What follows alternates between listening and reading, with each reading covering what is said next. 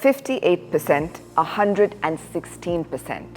Two returns on the same apartment for the same 3 years with the same profit in dirhams in the same city. And yet, one buyer nearly doubled the return his money on what they actually put in. So it wasn't the view, the deal, or the timing. It was one decision, and that decision has a name: leverage. I'm Iram Parker, Director of Private Wealth at Xperience Realty Dubai, and over the next few minutes, I'm going to deep dive into 6 things. 1. What leverage actually is and why the rich borrow when they could pay cash. 2. The move almost nobody explains, which is financing at handover. 3. The real math of cash against leverage on the same flat. 4. What this exact strategy costs you everywhere else in the world. 5. What actually decides your terms here. And 6. The honest part, the day leverage turns dangerous. So stay for that one, because no agent will put this in a reel. I grew up in Mumbai, so I know exactly what expensive, heavily taxed, low-yielding property feels like. I live in Dubai now. I invest here. I have real skin in the game. So I'm not here to sell you a building or a bank. I'm here to show you how money actually moves. But before the numbers, let me define the word, because everyone uses it and almost nobody explains it. So leverage is borrowed money, usually the banks, to control an asset far bigger than your own cash could buy. So you put in a little, the bank puts in the rest, and your return is measured against the little you actually put in and not the full price of the property. So hold that thought, it is the entire video. So let's start with the spread. Why the rich borrow? The UAE Central Bank base rate is 3.65%, and fixed mortgages in 2026 sit roughly between 3.99 and 4.5% for the initial period. Now look at what a well-chosen asset in the communities I actually work in is doing. 11 to 12% annual capital appreciation with a rental yield of 6 to 9% on the top. So you're borrowing at 4 and putting it to work at 17 or more. This gap is not a trick. It is the entire reason institutions use debt. Cash does the opposite. It takes your most flexible asset, which is your liquidity, and freezes it inside a set of walls. A client of mine, the APAC head of a major energy company, called me from Singapore and put this perfectly. He didn't ask which apartment was the nicest. He asked how to make $1.5 million behave like 4.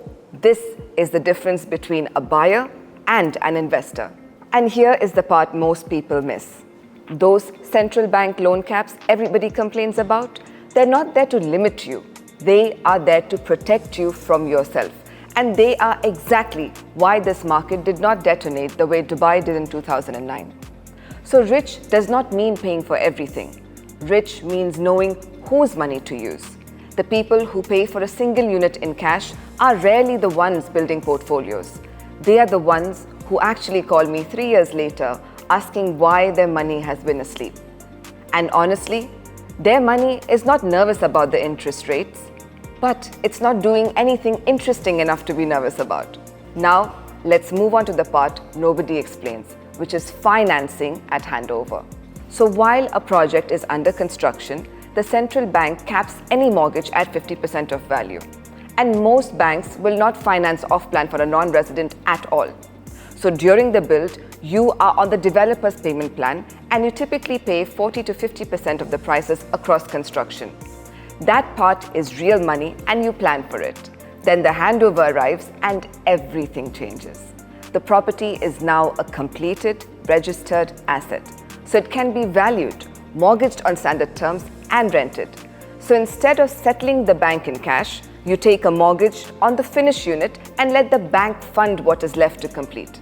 And here is the honest boundary, because most people get this wrong. The mortgage covers only what you owe to close. So even if the bank values the unit at a higher or approves you for more, you cannot draw the difference as cash. What you free up is the completion cash that you would actually have paid out of your own pocket. That is the money that walks across the street to the deposit on your next property. And that is how one purchase quietly becomes a portfolio. So let me show you this step by step, because this is where it becomes undeniable. So you buy off plan at 2 million dirhams. On a typical payment plan, you put in about 40 to 50% during construction. So let's say 1 million dirhams of your own cash across the build. Then at handover, you take a mortgage to settle the balance. The bank carries the back half and you own the whole apartment with all of its appreciation.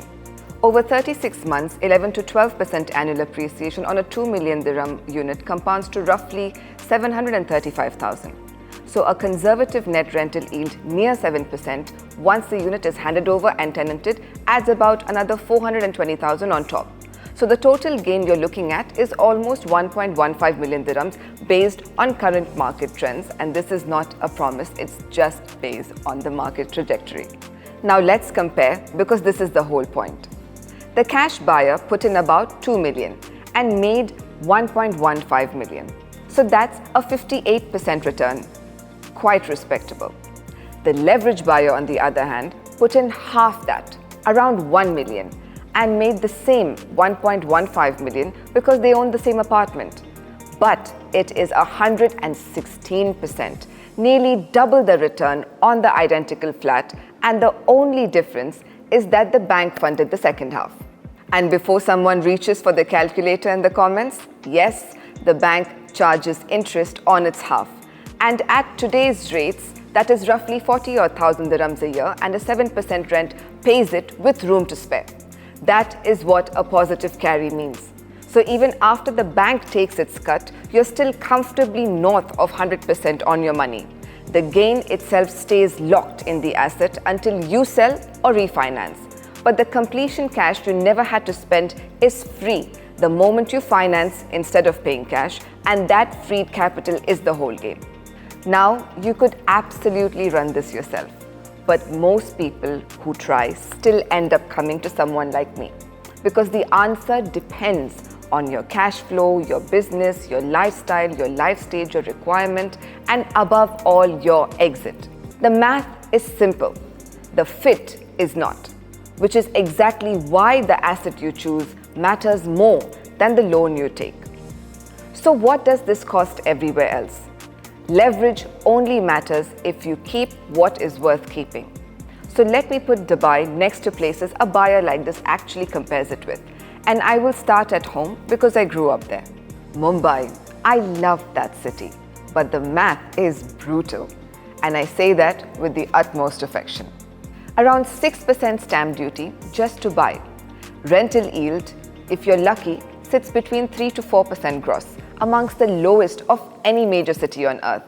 That rent is then taxed at your income slab up to nearly 30 to 39%.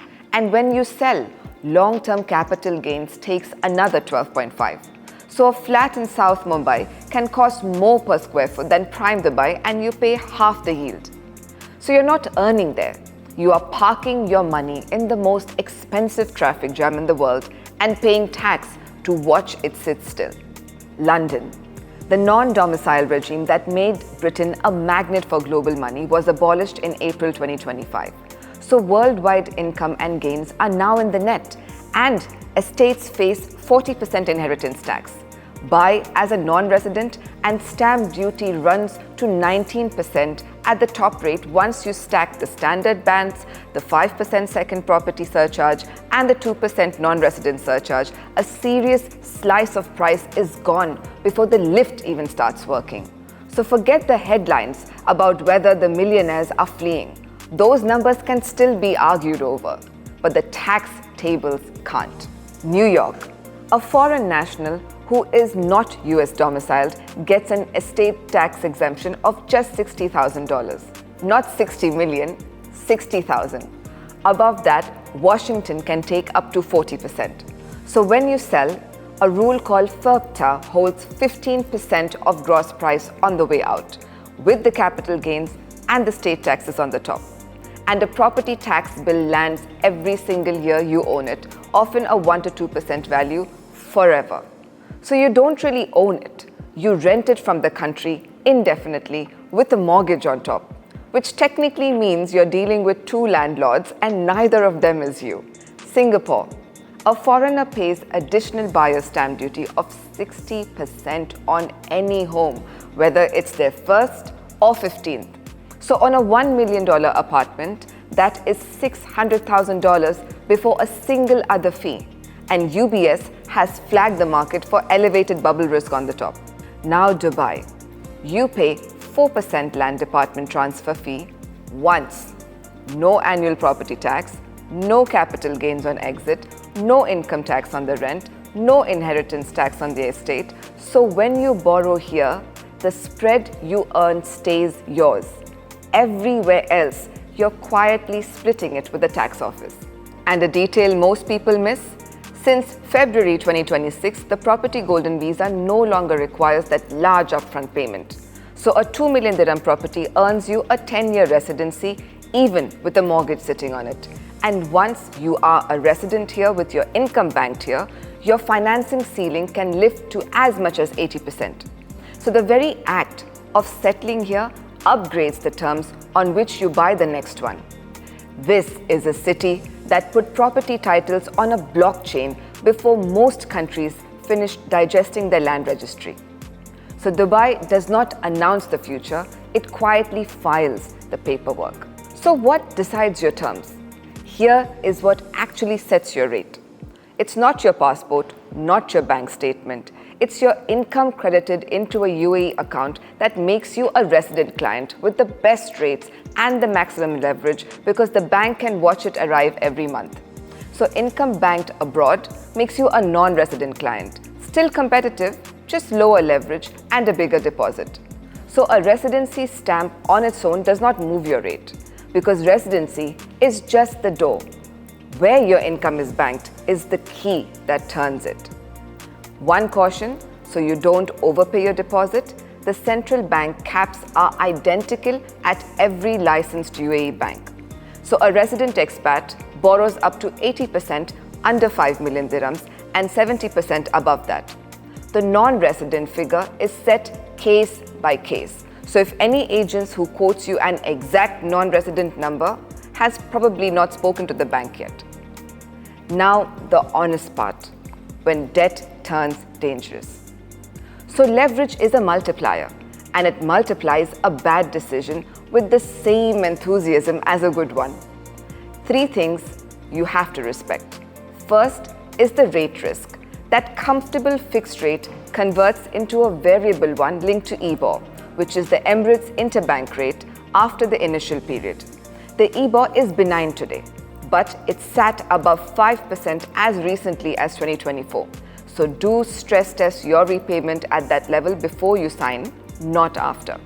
Second is the negative carry.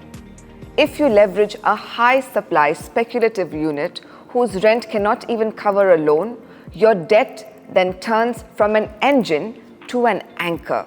That is why I don't finance into the oversupplied corners of this market and why the discipline stays on communities with real demand underneath them. Third is the discipline itself. Leverage belongs on assets with strong fundamentals, not on a flip you're gambling on for a quick buck. Leverage does not fix a weak portfolio, it magnifies whatever you already built. So get the asset right, and the debt is the most powerful tool you can own. Get it wrong, and it is the fastest way to find out that you were wrong. So here is where it lands. The wealthy don't borrow because they are short of money. They borrow because money trapped in 4 walls cannot do anything else for you. The gap between cheap debt and the right asset is the closest thing to free money this market offers, and the smart buyers take it over and over, while everyone in London, New York, Mumbai and Singapore are still working out the tax before they even step through the door. I think about this every time I go back home, because we were raised to believe that owning outright, no loan, nothing owed, is the safe and grown-up thing to do. And it feels powerful as well, right up to the moment you notice that your money has been asleep for the last 20 years. Dubai rewards the opposite instinct. It rewards the person who keeps their capital awake and moving. None of the great fortunes in the world were paid for in cash. Not the old merchant houses in Bombay, not the towers of Canary Wharf. They were built by people who understood one quiet thing. Debt is not the risk, misusing it. So So the only question left is an honest one. Is your money working as hard as you did to earn it? If you have to stop and think, you already know the answer. So whether you already own here or you are still holding cash somewhere abroad, this was never about whether you can afford Dubai. It is about whether you are ready to let your money finally go to work. So book a call with me and let's have that conversation.